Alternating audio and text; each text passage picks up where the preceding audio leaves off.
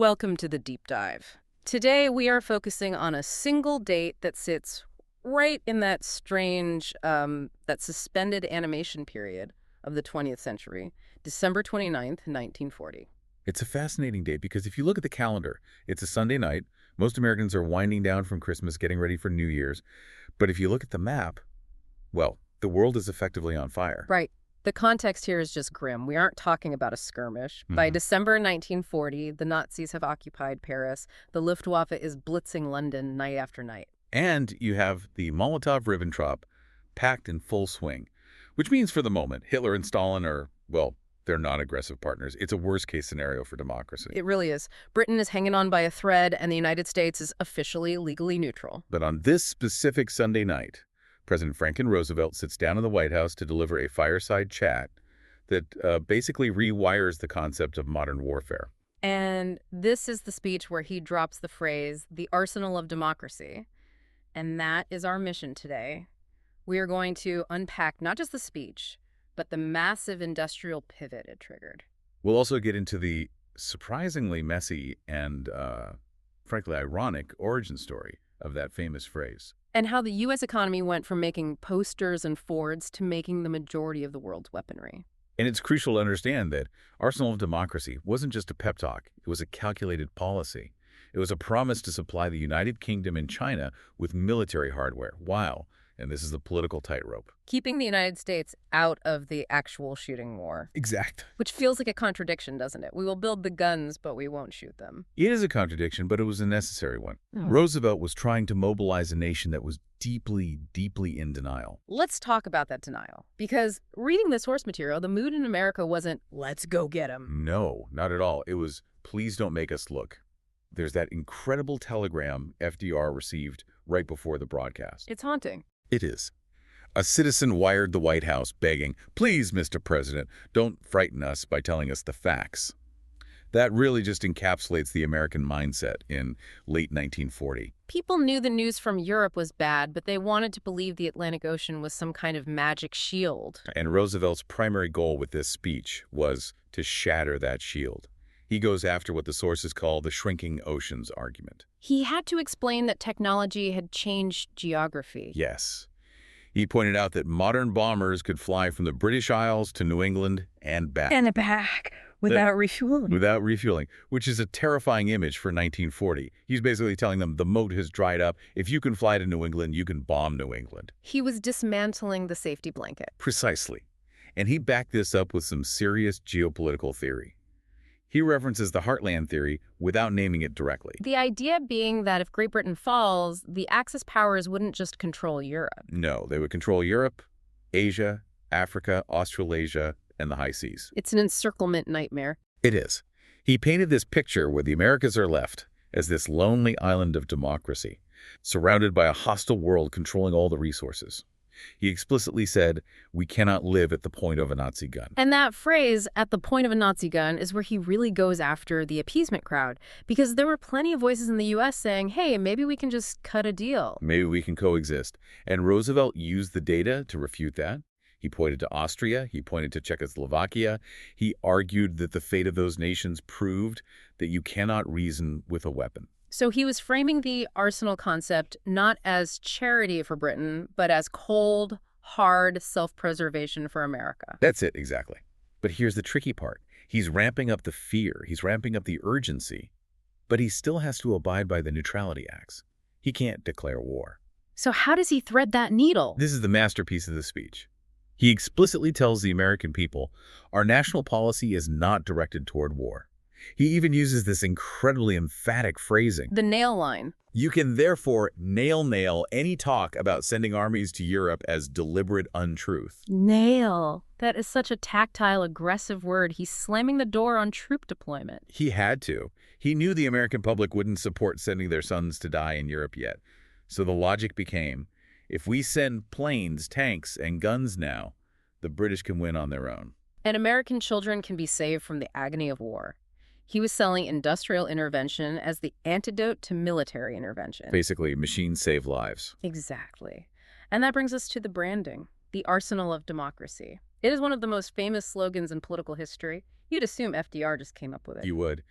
But The origin story is a total mess. It seems like everyone in 1940 was trying to claim they invented this phrase. It's a very crowded trademark dispute. It really is. The phrase was just floating around the zeitgeist for a while. Yeah, the notes mention a Doubleday executive named Herbert S. Houston used it way back in 1918. He was talking about the press, right? Right, the American Free Press as the arsenal of democracy. So an early usage, but totally different context. Then you jump to May 1940, and you have the playwright Robert E. Sherwood. Who ironically ends up writing speeches for FDR later. Of course he does. But in May, he's quoted in the New York Times saying the country is already an arsenal for the Democratic allies. So he technically beat the president to the punch in the papers. Then you have Jean Monnet, the French economist. This is my favorite part of the whodunit. Monnet was using the phrase in private meetings in Washington, but Felix Frankfurter, the Supreme Court justice and a close confidant of FDR, reportedly told him to stop. Stop saying that. Pretty much. Frankfurter essentially said, that is a great line. Stop using it. We want to save it for the boss. They recognized the power of the rhetoric and wanted to bank it for the right moment. That is classic politics. If it's a good line, you save it for the president. But there is one other contender for the phrase that is. I mean, it's honestly jarring. It changes how you hear the words. This is the Goebbels connection. Joseph Goebbels, the Nazi propaganda minister. It sounds unbelievable, but it's in the record. April 1928, Goebbels wrote an article in a newspaper called Der Angriff, and he was discussing the Nazi Party's strategy to enter the Reichstag, the German parliament. And he used the exact phrase, arsenal of democracy. He did, but he used it to describe his method of attack. He wrote, we enter the Reichstag to use the arsenal of democracy in order to assault it with its own weapons. That is chilling. He's saying that the tools of democracy, free speech, elections, parliamentary immunity, those are the arsenal he will use to destroy democracy from the inside. It's a complete inversion. Goebbels saw democratic institutions as a suicide pact, a system that gives its enemies the weapons to kill it.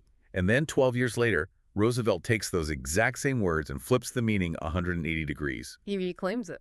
He argues that the arsenal isn't a weakness, it's the industrial might required to physically protect those institutions. One man uses the arsenal to dismantle, the other uses it to defend. It really highlights that democracy isn't a passive state. It requires mechanics to survive. And in 1940, those mechanics were literal machines. Right, and let's pivot from the words to the metal. Because saying we will be an arsenal is easy.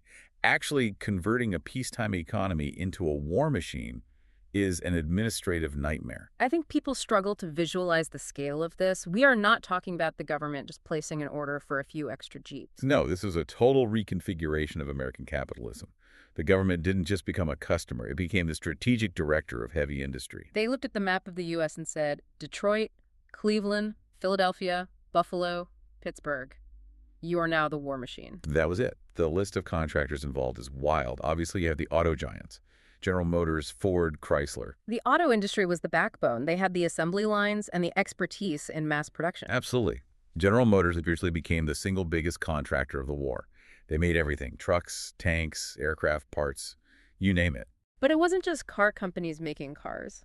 The source material lists some pivots that sound almost fake, like the Pressed Steel Car Company. That's a real company. They made real cars.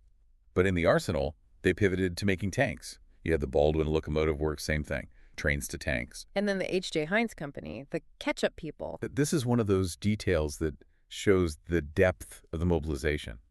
H.J. Heinz wasn't making ketchup for the troops. They were making parts for gliders. Gliders? Woodworking is woodworking. If you have a factory that can make crates, you can retool it to make glider fuselages. It was total mobilization. You had AT&T making field telephones, DuPont pivoting to munitions, and of course the atomic bomb project. It's incredible flexibility, but let's follow the money for a second. If you break down the budget of the arsenal, where was the cash actually going? Because that tells you the strategy. The breakdown is fascinating because it shows exactly what kind of war they were preparing for. The biggest slice of the pie was aircraft. About 32% of all military production spending went to planes.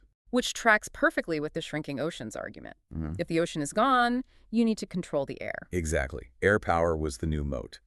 Then you had ordnance guns, ammunition, vehicles at about 25.6%, and ships took up about 14.8%. Now, here is a detail in the economics of this that I think is really important. Usually, when the government gets involved in big projects, we assume costs go up. The whole $600 hammer Yeah, scenario. right. Inflation, bureaucracy, waste. But the notes say the opposite happened here. This is the economic miracle of the arsenal. Production costs actually fell steadily throughout the war. The same item cost significantly less to produce in 1945 than it did in 1942. How is that even possible? It's the learning curve. You have to remember, in 1940, no one had ever mass-produced a B-24 bomber. It was a handcrafted artisan object, essentially. Right. Ford built a plant at Willow Run that was a mile long. At first, it was a disaster. People called it Will It Run. Run. That's harsh. But once they figured out the tooling, once they applied that Detroit logic, they were spitting out a bomber every single hour. And that efficiency just drove costs down. But machines don't run themselves. And Roosevelt knew that. In the speech, he had a very specific, very stern warning for the people actually working in these factories. He did. He addressed labor and management directly. He warned against labor disputes.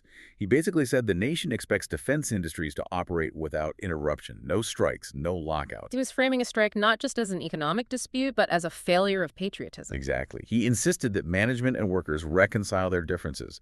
The message was, we do not have time to argue. We have a job to do. So we have the speech, we have the phrase, we have the factories spinning up, but we need to talk about the impact because, again, I want to stress this. On December 29th, 1940, the U.S. is not at war. Not legally. But this speech marked the end of isolationism as a viable policy. It was the bridge. The bridge to Lend-Lease. Right. The Lend-Lease program, which legally allowed the U.S. to lend military equipment to Britain, passed in March 1941, just a few months after this speech. The Arsenal speech prepared the public mind for that legislation. But it wasn't just about sending stuff to Britain. We were building up our own capacity, too. That is the critical point. If you look at the personnel numbers, they are just staggering. At the time of this speech, late 1940, there were only roughly 458,000 active-duty military personnel in the entire U.S. That includes everyone. Army, Navy, Marines. Everyone. 458,000. For a nation the size of the U.S., that is a constabulary force. It's tiny. Portugal had a larger army at the time. That really puts it in perspective. But because of this speech and the mobilization it triggered, by the end of 1941, just 1 year later, that number had nearly quadrupled to over 1.8 million. And that's the gap year. Exactly. Think about the timeline. This speech is December 1940. Pearl Harbor is December 1941. If FDR hadn't made this push, if industry hadn't started spinning up that winter, when the bombs fell on Pearl Harbor, the U.S. would have been starting from zero. We would have been drafting men into an army that had no guns and no uniforms. Precisely. Instead, when the U.S. formally entered the war, the engine was already running. The factories were converted. The prototypes were done. The Arsenal strategy meant that the U.S. hit the ground running in 1942. It gave the Allies a head start that they desperately needed. It's amazing to think about. We often focus on the battles D-Day, Midway, Iwo Jima, but that deep dive really suggests that the war was partly won on the assembly lines of Detroit and in the boardrooms of Pittsburgh before a single American soldier fired a shot in Europe. That's the thesis. It's the logistics behind the valor. Yeah. You can have the bravest soldiers in the world, but if they don't have tanks, and the enemy does, you lose. FDR understood that this was going to be a war of production. So let's recap this journey. We started with a fireside chat on a dark December night, trying to dispel fear. We uncovered a detective story about a phrase claimed by everyone, from playwrights to auto executives. And even ironically, by a Nazi propagandist. And we saw how that phrase turned car factories into tank factories. It really is a testament to the power of rhetoric when it's backed by action. FDR didn't just say, we support you.